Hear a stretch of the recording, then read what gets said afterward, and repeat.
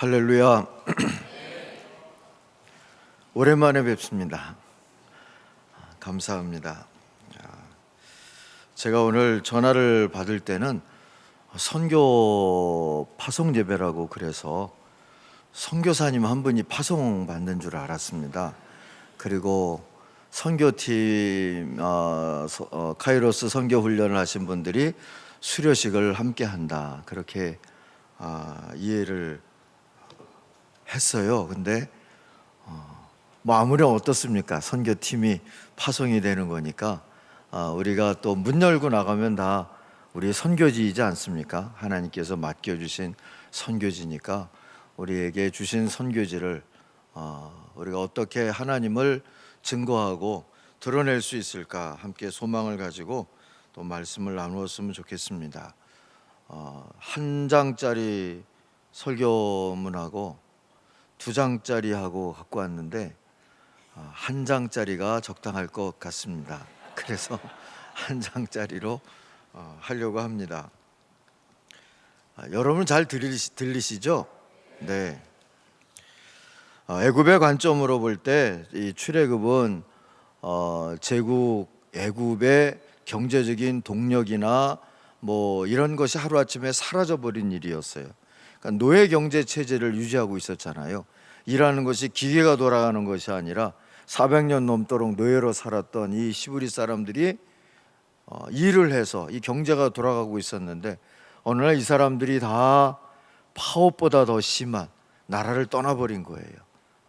그것도 큰 위협과 힘을 과시하면서 이 애굽 사람들이 가지고 있는 무슨 폐물이나 짐승이나 이런 것까지 뺏어가지고 탈취해가지고 나가버린 사건이 일어났습니다.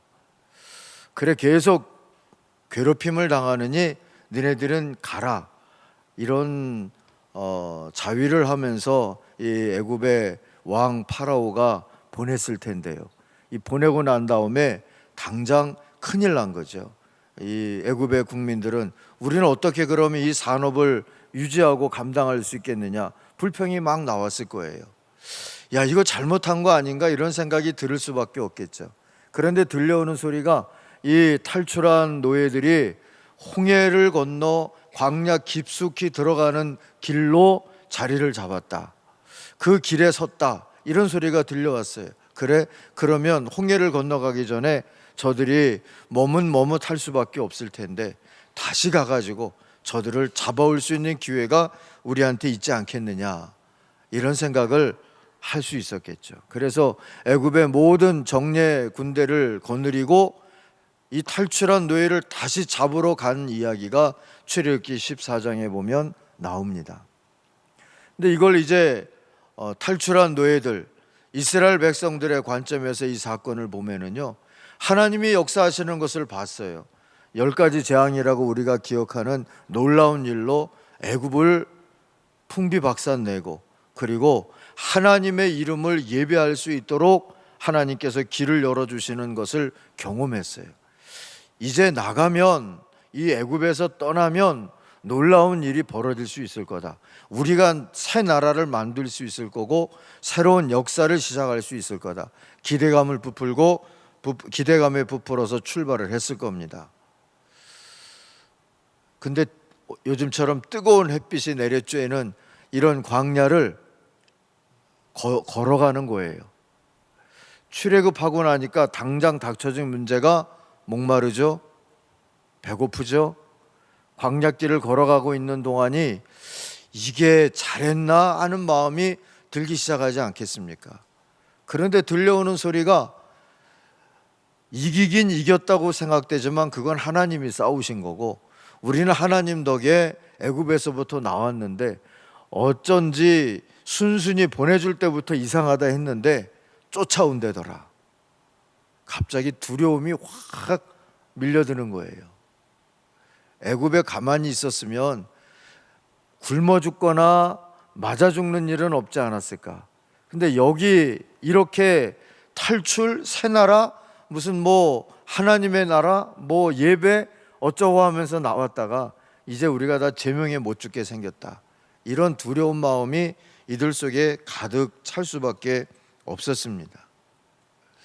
이 두 관점이 하나의 사건을 놓고 지금 바라보는 자리잖아요. 객관적으로 보면 게임은 끝난 것처럼 보입니다.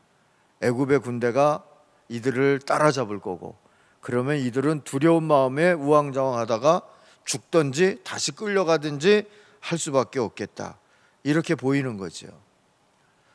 근데 그걸 이렇게 뻔한 이야기로 흘러가지 않게 만든 요소가 있죠. 하나님입니다. 14장에 보면 모세가 나서서 14장 14절을 한번 보세요. 이건 꼭 읽고 넘어가고 싶은데요. 모세를 세워서 하나님께서 이렇게 말씀하라 하시죠. 14장 14절 한 목소리로 같이 읽어보겠습니다. 여호와께서 너희를 위하여 싸우시리니 너희는 가만히 있을지니라. 할렐루야. 가만히 있는다는 말이 뭐겠습니까? 두려워하지 마라, 그 뜻이에요. 마음으로부터 이미 패배해서 이리 뛰고 저리 뛰고 두려워서 떨지 말고 가만히 있어라. 여기까지도 하나님이 하신 일이지 않았느냐? 이제 하나님이 어떤 일을 하시는지 가만히 보고 있어라 하고 하나님이 모세를 통하여서 말씀하십니다. 우리가 그 다음 얘기를 알잖아요. 하나님께서 이들을 가만히 있게 하신 다음에 하나님이 팔을 걷고 나서서 이 애굽의 제국의 정예 군대를 홍해바다에 다 수장시켜 버렸어요. 이스라엘 백성들은 어떻게 됐습니까? 꿈에도 생각하지 못했을 일이 경험이 됐어요. 이 홍해바다 바닥을 걸어서 그들이 광야로 갈 수가 있었습니다. 단순하게 기적이 일어났다, 구원받았다, 이렇게 말하기에는 너무나 엄청난 일이 벌어졌잖아요. 이들이 홍해를 건너가고 난 다음에 당연히 하나님 앞에 큰 감사를 드렸어요. 그러면서 찬송하고 예배하며 하나님께 소리 높여 찬양을 지어 부른 이야기가 바로 이 15장의 이야기입니다. 이 찬양의 주제는 우리가 오늘 읽은 말씀 3절에 나오는 여호와는 용사이시니, 용사가 그의 이름입니다 하는 거예요. 하나님이 용사시구나 하는 것을 새삼 깨달았고 용사이신 하나님이라고 찬송할 수 있게 되었다는 겁니다. 이 찬송 속에서 새로 발견한 이름, 이 용사라는 하나님의 이름을 이들은 가슴에 새겼을 것이고, 광야를 걸어가면서 지치고 낙심할 만할 때에 다시 한번 하나님의 이름을 기억했고, 그들이 여러 장애물을 만나고 어려움을 만날 때마다 용사이신 하나님을 부르며 기도했을 거고, 그래서 또 하나님이 하실 일을 기대하면서 살지 않았겠습니까? 이게 믿음으로 사는 길이고 이게 선교하는 길인 줄 믿습니다. 오늘 주신 말씀에 보면 용사라는 하나님의 이름을 짓게 된 두 가지 이유를 가르쳐 주는데, 하나, 하나님께 힘이 있다, 그거예요. 애굽만 힘이 있는 줄 알았고, 세상이 힘이 있는 줄 알았고, 돈이 힘인 줄 알았고, 세상의 경험이 힘인 줄 알았는데 하나님이 힘 있다 해놓고 보니까 그건 아무것도 아니더라, 이거를 체험하게 된 거죠. 하나님이 힘이다 하고 이야기할 때 다른 것은 힘이라고 이야기하기도 어려운 것이 되어버렸어요. 우리가 그럴 때 그거를 신비롭다 이렇게 표현을 하죠. 하나님의 힘이 참으로 신비롭다. 우리가 담거나 계산하거나 이렇게 할 수 있는 것이 아니라는 거죠. 우리가 자연 환경 속에서도 때때로 그런 것을 보면서 신비롭다는 이야기를 하죠. 홍해바다만큼은 아니겠지만 저 남쪽 어느 바다에 가면 1년에 한 2번씩 이 길이 열린다지 않습니까? 그 길이 열리는데 그것 보겠다고 또 열심히 쫓아가시는 분들이 있잖아요. 그러면서 느껴지는 게 뭐겠습니까? 야, 참 신비롭다. 자연의 신비가 놀랍다. 근데 우리 예수 믿고 하나님을 아는 사람들은 뭐라고 표현해야 되겠습니까? 하나님이 하시는 일은 우리가 측량하기 어렵다. 하나님이 하시는 일들이 참으로 놀랍다. 우리가 하나님을 다 아는 것처럼 굴 수도 없고 하나님의 힘을 다 이해한 것처럼 살 수도 없겠구나. 이런 우리가 깨달음을 가질 수 있지 않겠어요? 그때 우리가 할 수 있는 일이라는 것은 하나님이 힘 있다고 찬송하든지 하나님이 힘 있어 선교하든지 그래야 되지 않겠습니까? 또 하나, 오늘 주신 말씀에서 13절을 따로 읽었는데요.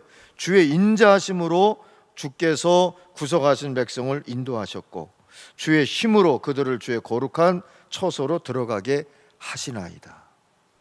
이 말을 요약하면 주님이 의롭다 하는 뜻입니다. 의롭다는 것은 뭡니까? 힘을 가졌는데 그 힘이 가장 필요한 자에게 사용되어야 했다는 거예요. 가장 그 힘이 필요한 자를 위하여서 그 힘을 주었다는 거죠. 힘이 필요한 자는 대체로 누구겠습니까? 힘이 없는 거죠. 스스로를 구원할 힘이 없는 거고, 그리고 스스로 일어설 수 있는 힘이 없는 사람들. 근데 힘 있는 사람들과 함께 내가 이번에 이만큼 주니까 네가 그 다음에 이만큼 줘.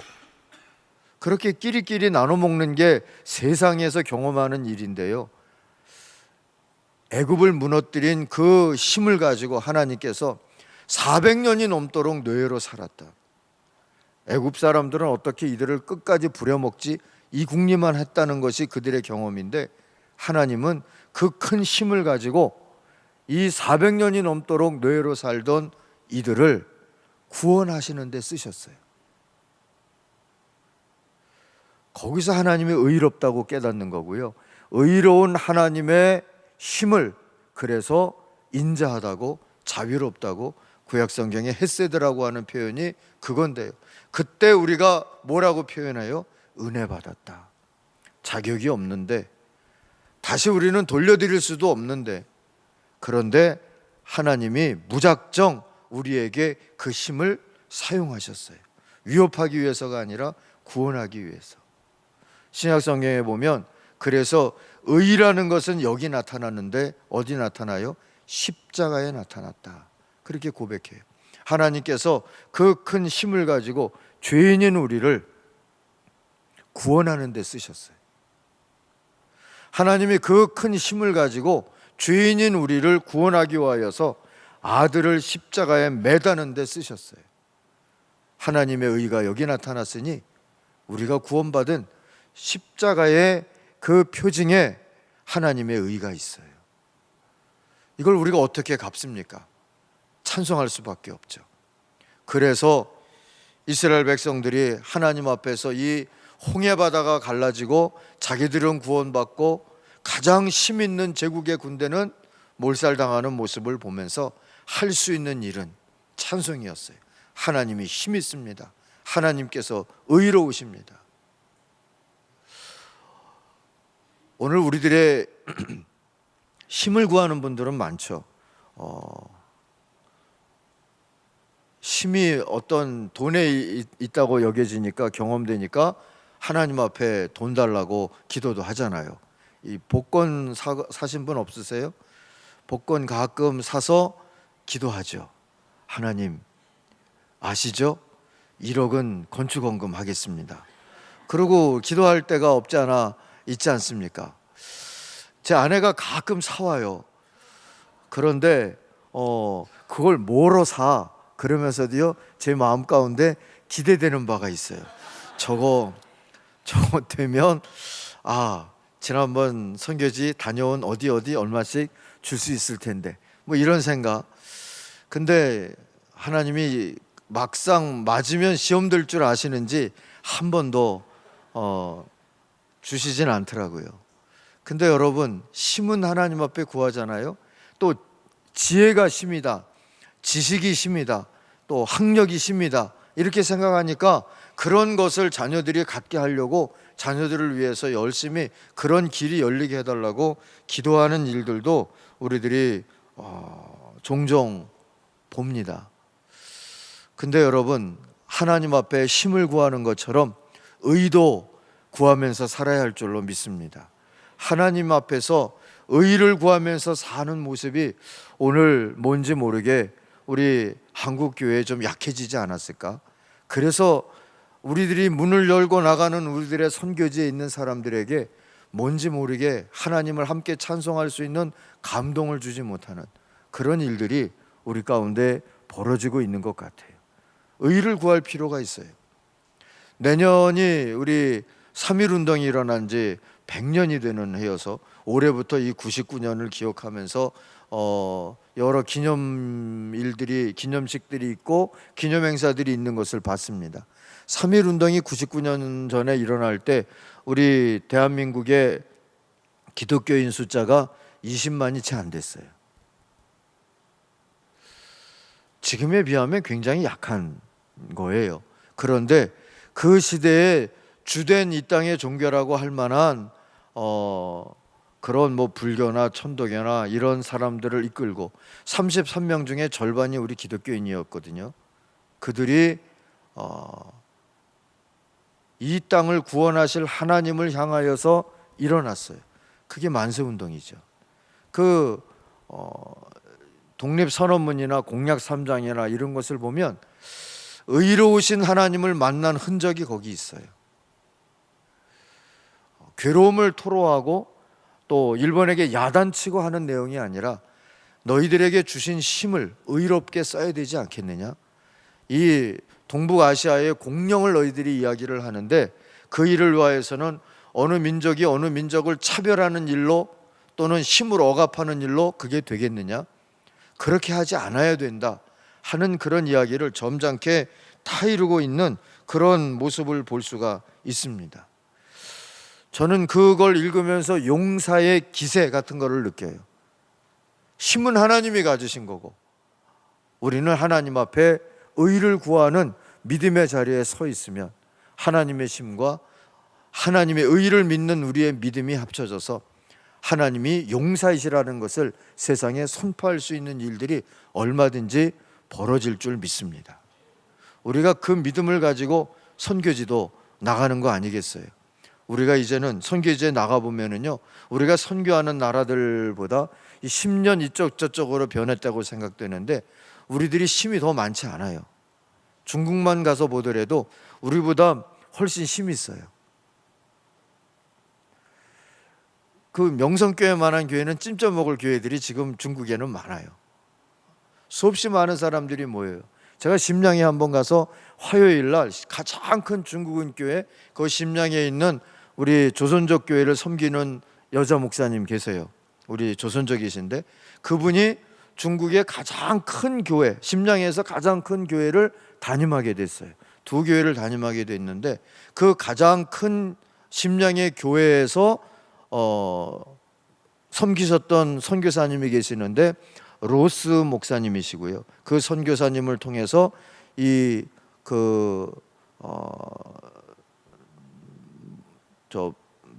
예전에 그 중국을 다니면서 무역하던 분들이 그분을 통하여서 성경을 함께 번역하고 그리고 그것을 가져 들어왔던 일이 있어요. 기억하시죠? 심양에 한번 가보시면 거기 한번 가보세요. 기념관처럼 만들어놨는데 뭐 중국 교회 안에 있다 보니까 뭐 그렇게 잘 돼 있지는 않지만 어쨌든 그걸 보존해주고 있다는 것이 참 고마운 생각이 들었어요. 그래서 그걸 보기 위해서 사실 갔었는데 화요일인데 비가 막 내리고 있었던 날인데 우리 코엑스 그 건물보단 작았겠죠. 제 눈에 하여튼 엄청나게 큰 그런 건물이었는데 평일날 오전에 그 건물이 꽉 차서 사람들이 뜨겁게 찬양하고 기도하고 하는 그러한 교회의 모습을 봤어요. 물론 하나님의 힘이지만 단순히 크기나 가진 거나 경험이나 뜨거움을 가지고 이야기하면 이제는 선교지 교회들이 우리보다 힘이 있어요. 우리가 증거할 수 있는 것이 이제 뭐겠습니까? 그 힘을 주신 하나님의 뜻을 증거해야죠. 의예요. 하나님이 주신 이 힘을 가지고 우리들이 의롭게 하나님과 함께 이 땅을 구원하는 일에 함께하자 할 수 있는 그러한 믿음의 자세를 우리들이 가져야 할 줄로 믿습니다. 그렇게 우리들이 힘 있는 하나님이 의로우신 하나님이라고 증거하며 살 소망을 가지고 우리들의 선교지에 파송되어질 때 그때 우리들이 거기서 힘 있는 하나님을 찬송하고 의로운 하나님을 찬송하면서 살아갈 때 거기 감동이라고 하는 것이 전해질 수 있을 것이고요. 하나님의 능력이라는 것이 나타날 수 있을 것이고요. 함께 하나님의 이름을 찬송할 수 있는 선교의 열매들이 맺히게 될 줄로 믿습니다. 우리들이 선교하러 이제 사국에 가시는 분들뿐이 아니라 이제 문 열고 우리들의 선교지로 나가게 되어지는 여러분 모두가 또 한 주간 살면서 힘 있는 하나님, 의로운 하나님 동행하시고 선포하시고 전하면서 살아가시는 그런 복된 선교사들이 다 되시길 주의 이름으로 축원합니다. 기도하겠습니다. 하나님